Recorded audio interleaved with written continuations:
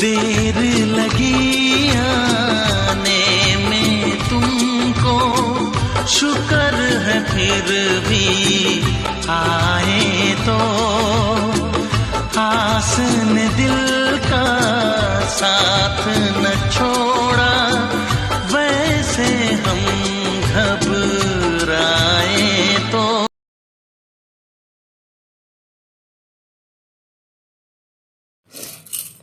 हाय सांग मैंने मु रीतिका वेलकम करुँची मो यूट्यूब चैनल को।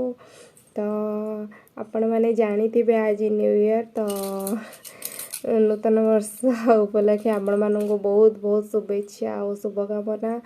भगवान माने आपण मानक जीवन को बहुत सारा खुशी दियंतु, आपण मानक जीवन में किसी भी दुख न आसू।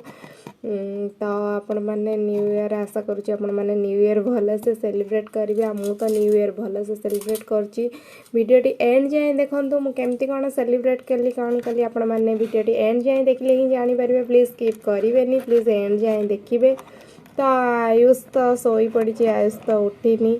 तो उठला पर मुझे वीडियो द्वारा आपण मानक देखेबी आयुष भी केमती कौन सेलिब्रेट करुँची। तो यही वर्ष Ayush first new year celebrate करिवो। तो आपण मैंने वीडियोटी एंड जाए देखंतु तो जानीपर केमती कौन आम न्यू ईयर सेलिब्रेट कलु। तो आपण मैंने केमती कौन सेलिब्रेट करछंती निहाती कमेंट द्वारा जनइबे। तो वीडियोटी आपण मानक जदि भल लागिबो ताहले प्लीज लाइक शेयर सब्सक्राइब करदेवे। प्लीज आपण मैंने सपोर्ट कले ही मते भल लगे वीडियो करिया पई। तो चलो तो देखिए दिन जाक मु कौन करची न करची आपण को वीडियो द्वारा जनाऊँगी।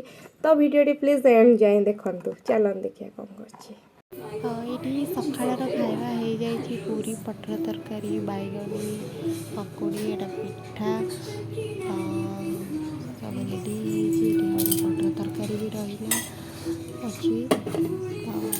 एमती भाव गोटे सकाळ खाଇବା। चलो देखिए आयुष कौन करची, चलो देखिए।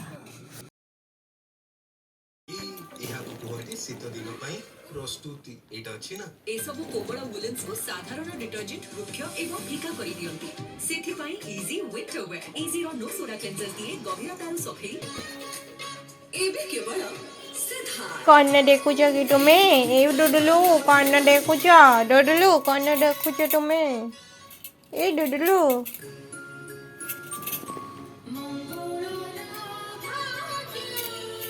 कौन देखुच टीवी देखुच कि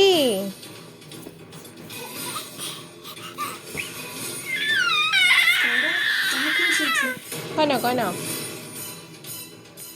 तुम्हें टीवी देखुच कि देह ठीक नथिला जे हेले आराध्या कथा भाबी कि मते भलो लागेनी और सेठ पे मु ताको खोजिबा को चली गली।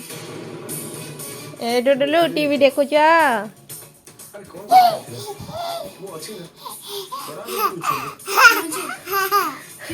तुम्हें कौन राजा, तुम्हें कौन एमिटी हसुज, तुम्हें कौन राजा कि मु घरे रही पालिनी मते भलो लागिलानी और सेठ पे बाहर को ताको खोजिबा को चली गली।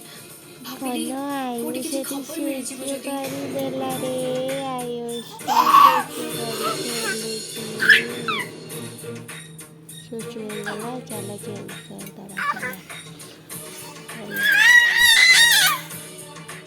अनुराग सब ठीक अछि त। तो एमती तो थिला मो न्यू ईयर मॉर्निंगटा।